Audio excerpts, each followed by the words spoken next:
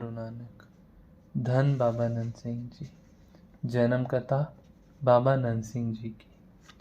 मेहनत करने वालों से सेवा कैसे लेते। बाबा जी की सेवा भी कर्मों वालों को ही प्राप्त होती थी।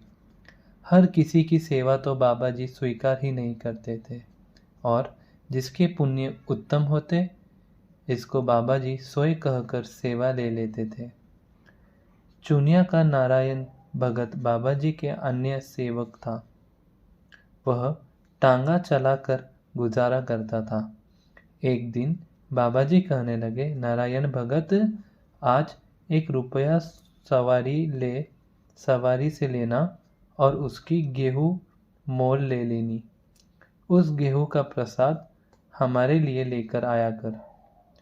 उस दिन शाम तक प्रतीक्षा करता रहा, पर सवारियां शाम को नहीं जाकर मिली।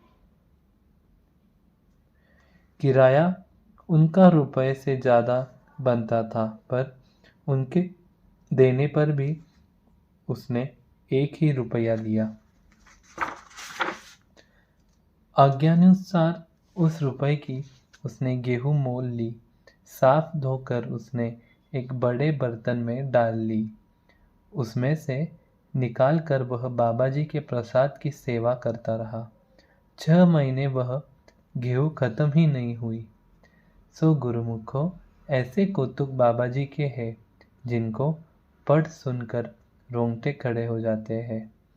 ऐसी रहनी बहनी, ऐसी शख्सियत, वे कितने भाग्यशाली होंगे जिन्होंने आंखों से बाबा जी के दर्शन किए और कानों से उनके वचन सुने।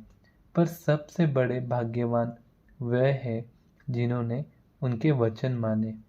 सो हम प्रत्यक्ष दर्शन तो नहीं कर सकते, पर अगर ध्यान से प्रत्यक्ष समझे और उनके वचनों को पढ़ सुनकर मान ले, बाबा जी की बख्शिश ले सकते हैं। बाबा जी के वचन केवल हुए बीते नहीं, आज भी रोशन मुनारा है। आज भी अगर उनको कोई मानेगा तो सुख पाएगा, क्योंकि सुख तो वचन में ही है। और जिन्होंने सिर्फ वचन सुने ही है और चाहे प्रत्यक्ष दर्शन भी किए हैं, पर अपने अंदर नहीं बसाया, वे तब खाली थे और आज भी खाली है। बानी का वचन भी है, सतगुरु नो सबको वेखदा, जेता जगत संसार, पर डिठे मुकट न होई, जिचो सबदी न करे विचार। सिर्फ देखने से मुक्ति नहीं, जब तक उनके कहे शब्द का विचार करके अपने हृदय में नहीं बसाते। धन गुरु नानक। धन बाबा नंद सिंह जी। धन बाबा नंद सिंह जी।